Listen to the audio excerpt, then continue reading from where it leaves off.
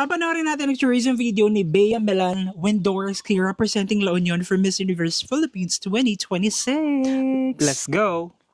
Hi Universe! Ako po si Bea Milian Ang ganda! 23 years old, proudly representing La Union. Wow. La Union, ang ganda. Historian, human rights activist, Oh. and Ilocana. My fondest childhood memories come Beauty with a from purpose. exploring the beaches of Ili Norte, San Juan with my kapatid Sunny, volunteering Kapatid. to protect the sea turtles by watching gorgeous sunsets over Irving Ang Plateau. ganda nga naman ng La Union. After completing my degrees in History, International Relations, and Southeast Asian Studies, Wow. while graduating with comprehensive honors, I made the decision to pack my life into balikbayan boxes and suitcases to permanently move to the Philippines in order to pursue a career in modeling and public service. Mhm. Wow. Growing up Ganda in a ng combination. predominantly non-diverse part of the United States, where many of my classmates couldn't even point to the Philippines on a world map, Mhm. I've always been an ambassadress for Filipino culture and pride.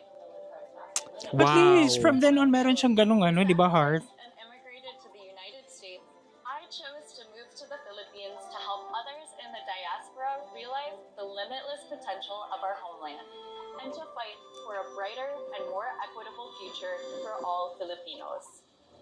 I think, ginagawa naman niya yan long before pa siguro. As a Filipina with mixed heritage, I often struggled to feel like I was enough of anything. Like many in the Filipino diaspora, Am I Filipino enough? Am I spent American years enough? searching for belonging, a place I could call home. I found inspiration in the Bawikan I grew up protecting, hand in hand with Project Forma on the beaches of San Juan, La Union. Sea turtles Oh. travel thousands of kilometers across vast oceans, guided only by instinct and purpose. Yet they always find their way home to nest. The epic journey of the Bawikan mirrors that of our brave overseas Filipino workers who leave home not because they want to, but because they must. They sacrifice comfort and family Wow. to provide a better Ang ganda life. nun yung Wala metaphor. representation. Parang, My story is shaped yeah, by migration. like a My family pawikan. immigrated to the United States in search of a better life, but I made the decision to travel thousands of kilometers back in the opposite direction. I came back because I believe in fighting for a better life here. And sharing Yes. My opportunities gosh. so that less Filipinos have to leave in order to survive. Through my university research and my continued work with immigrant, refugee, and OFW communities, I learned that home is not just a place, it's a commitment. There is something inherent in the nature of the Bawikan called turtle mentality. When hatchlings emerge, the strongest stay back to help their brothers and sisters out of the nest and into the sea. Wow. Because survival is collective. When one rises, we all rise. This same spirit defines Filipinos everywhere. Bayanihan across oceans, resilience in community, and strength in compassion. I use my voice and education to stand beside OFWs and to fight for their protection. Because like the Bawikan, and like our people, no matter how far we travel, we are strongest when we lift each other up and when we always find our way back home. Yes.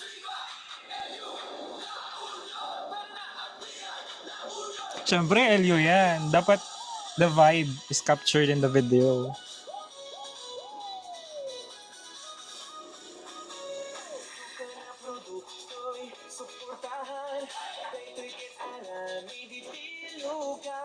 Very Ilocano Hello yung ka.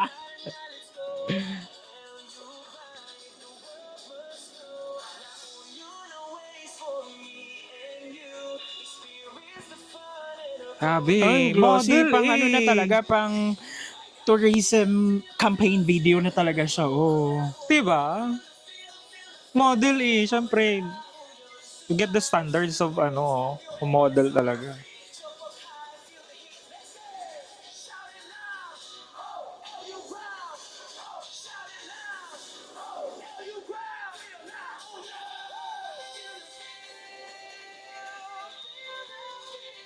Feel no feel.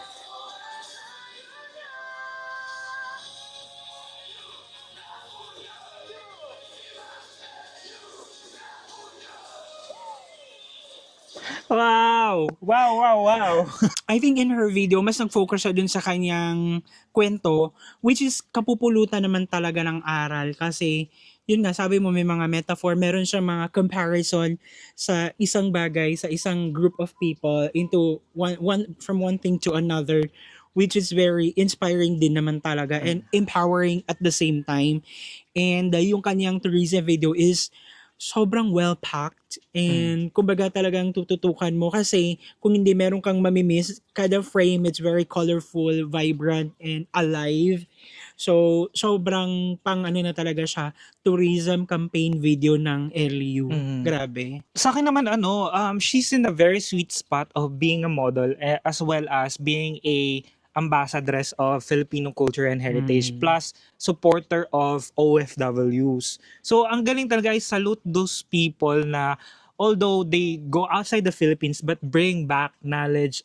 While they're outside, they're parang heralding yung kung ano yung Filipino culture and heritage. And then if they go back home, they bring back kung ano yung mga natutunan nila, kung ano And yung they embrace pa rin the culture and heritage of the Oo. Philippines. Sadly kumbaga. lang na syempre may mga ganun katulad niya na parang there's parang an issue of identity. Sometimes kasi Pilipino parang sasabihin, ay, ano ka naman, half-half ka naman. Parang, Ganun naman talaga kapag if you are came from a migrant family, Oo. parang am I Filipino enough or am I American enough? Oo. Parang ang hirap mag-ano. Pero meron din kasi Pero sa at least Filipino. meron siyang oo. stance kung sino talaga Yes, or correct. ano yung ano niya, diba? And when it comes to yung introduction niya, feel mo kasi talaga na when a person speaks, kung sobrang ganda ng credential niya na parang ever since ginagawa niya na yung advocacies niya, na walang sugarcoating, she only uses metaphor, but kung i-analyze mo yung mga statements niya or yung kumbaga yung narration niya, it's walang BS. Kumbaga, it speaks the truth lang, ganyan. So parang, 'di ba, alam mo talaga na she can stand for the Filipino community wherever stage siya pumunta, kahit man stage sa UN or whatsoever. Kasi makita mo naman action speaks louder than words. So yun guys, and thank you so much at sinamahan nyo nung kami sa nagdaang video. If you like this video, don't forget to give it a thumbs up.